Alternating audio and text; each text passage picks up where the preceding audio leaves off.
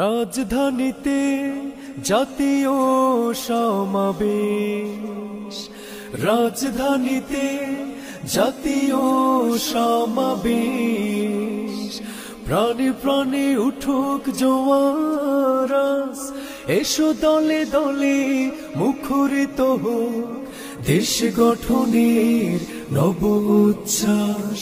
গড়তে হবে এক কোরআনী সমাজ, রাজধানীতে জাতীয় সমাবেশ, রাজধানীতে জাতীয় সমাবেশ।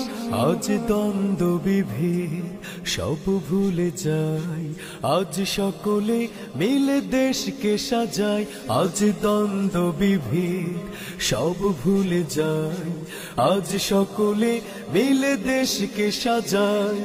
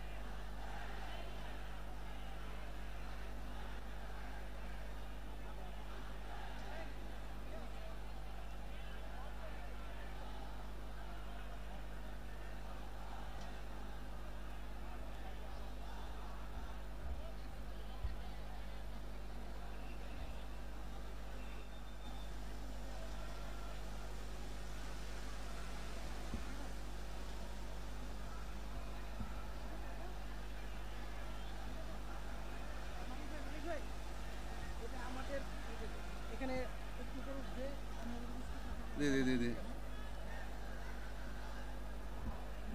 ओके ओके ओके हैं आटो पिছনে এটা আটো পিছনে ওকে ফাইন এখন থেকে খুলে খুলে ছেড়ে দেবেন না না না এটা লাগবে আচ্ছা আচ্ছা না না না এটা এটা থাকুক ঠিক আছে না না এটা থাকুক উল্টাবেন না পেজ এই ম্যাকটা দেওয়া হয় না ভাই উল্টাবেন না ওই স্টেপলার খুলে দেব এটা এখন লাস্ট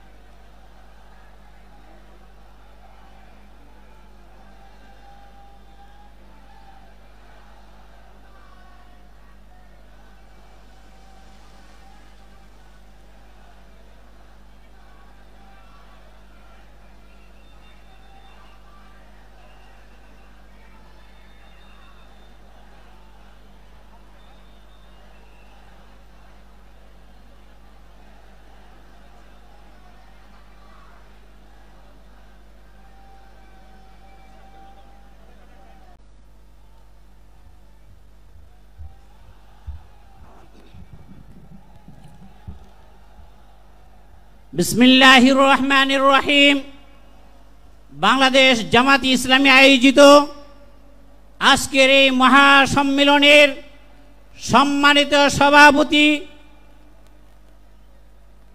এদেশের গণমানুষের বিপ্লবী নেতা জনাব ডক্টর শফিকুর রহমান, উপস্থিত দেশপ্রেমিক ইসলামী জনতা, আসসালামু আলাইকুম ওয়া রাহমাতুল্লাহি ওয়া বারাকাতুহু।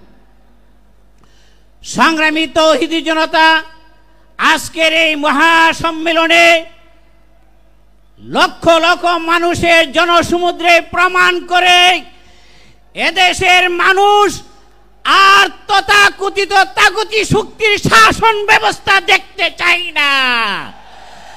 আগামী দিনে ইসলামী রাষ্ট্র দেখতে চায়।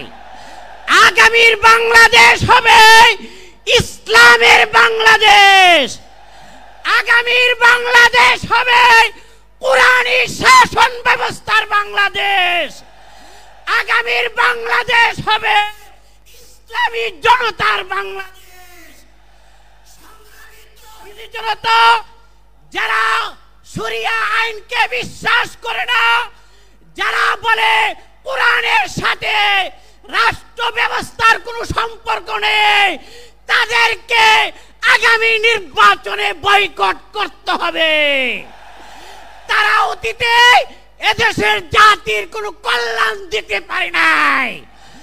জাতির কল্যাণের জন্য, গণমানুষের মুক্তির জন্য খোলাফায়ে রাশেদের অনুকরণে ইসলামী হুকুমতের বিকল্প নেই। এখন আপনাদের সামনে আজকের এই ঐতিহাসিক জাতীয় সমাবেশের সংগ্রামী সভাপতি, আমাদের প্রিয় নেতা, মানবিক নেতা, জননন্দিত নেতা, নতুন বাংলাদেশের স্বপ্নের সারথি, আগামী নির্বাচনে স্বপ্নের পুরুষ ডাক্তার শফিকুর রহমান। ডাক্তার শফিকুর রহমান সম্মানিত আমিরে জামাতকে সভাপতির ভাষণ দেওয়ার জন্য অনুরোধ করছি।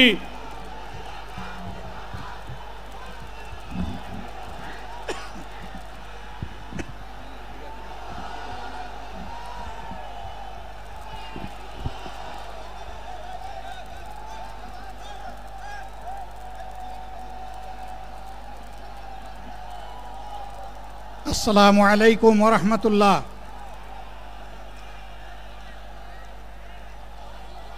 আসসালামু আলাইকুম ওয়া রাহমাতুল্লাহ।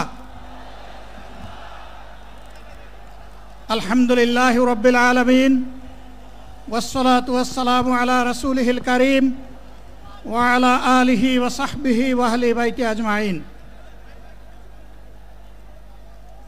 বাংলাদেশ জামাত ইসলামী কর্তৃক আয়োজিত আজকের এই জাতীয় সমাবেশে উপস্থিত সম্মানিত জাতীয় নেতৃবৃন্দ, বন্ধু সংগঠনের নেতৃবৃন্দ, শহীদ পরিবারের গর্বিত সদস্যবৃন্দ, 24 জুলাই যোদ্ধাবৃন্দ, আপামর দেশবাসী এবং আমার সাংবাদিক বন্ধুগণ, আমি সর্বপ্রথম মহান রবের দরবারে শুকরিয়া আদায় করছি। ফ্যাসিবাদের পতনের পর অত্যন্ত অনুকূল পরিবেশে আল্লাহ রাব্বুল আলামিন আজকের এই সমাবেশটি করার আমাদেরকে তৌফিক এনায়েত করেছেন, আলহামদুলিল্লাহ। 2 দিন আগে অঝড় দ্বারায় বৃষ্টি ঝরেছে। অনেকে আশঙ্কা করেছিলেন কি হবে, মানুষগুলা সেদিন কি শান্তিতে বসে 2টি কথা শোনার সুযোগ পাবে। আল্লাহ রাব্বুল আলামিন আজকের দিনটা অনেকটা এয়ার কন্ডিশন করে দিয়েছেন, আলহামদুলিল্লাহ। বৃষ্টি নেই, তীব্র রোদও নেই। আল্লাহ তাআলার পক্ষ থেকে তার গোলামদের প্রতি এই যে মেহেরবানি, এর জন্য নত শিরে আরেকবার আমি শুকরিয়া আদায় করছি, আলহামদুলিল্লাহ। সম্মানিত বন্ধুগণ, যাদের ত্যাগ এবং কুরবানির বিনিময়ে 15.5 বছরের কঠিন অন্ধকার যুগের যাতাতলে পিষ্ট হয়ে যারা তিলে তিলে দুনিয়া থেকে নির্যাতিত হয়ে বিদায় নিয়েছেন, অপশক্তির বিরুদ্ধে প্রতিবাদ করতে গিয়ে বিদায় নিয়েছেন, যারা লড়াই করে আহত হয়েছেন, পঙ্গুত্ব বরণ করেছেন, আমরা তাদের সকলের কাছে গভীরভাবে ঋণী। মহান আল্লাহর দরবারে তৌফিক চাই, বাংলাদেশ জামাতে ইসলামীর অস্তিত্ব যতদিন থাকবে আল্লাহ যেন তাদের ঋণ পরিশোধ করার শক্তিটাও ততদিন আমাদেরকে দান করেন। আমি গভীর পরিতাপের সাথে আপনাদেরকে জানাচ্ছি, আজকের এই বিশাল সমাবেশ আয়োজন করতে গিয়ে আমাদের তিনজন ভাই ইতিমধ্যেই দুনিয়া থেকে বিদায় গ্রহণ করেছেন। খুলনার দাবকুপ উপজেলার আমির জনাব মৌলানা আবু সাইদ বিদায় নিয়েছেন। পাবনার বয়োজ্যেষ্ঠ একজন মুরব্বী জনাব মুস্তাফিজুর রহমান, তারা এই আয়োজনে আসতেই পারেননি। আসার পথেই আল্লাহ তাআলা তাদেরকে তার কাছে তুলে নিয়েছেন। আরেকজন ভাই এখানে অসুস্থ হয়ে তিনিও ইন্তেকাল করেছেন।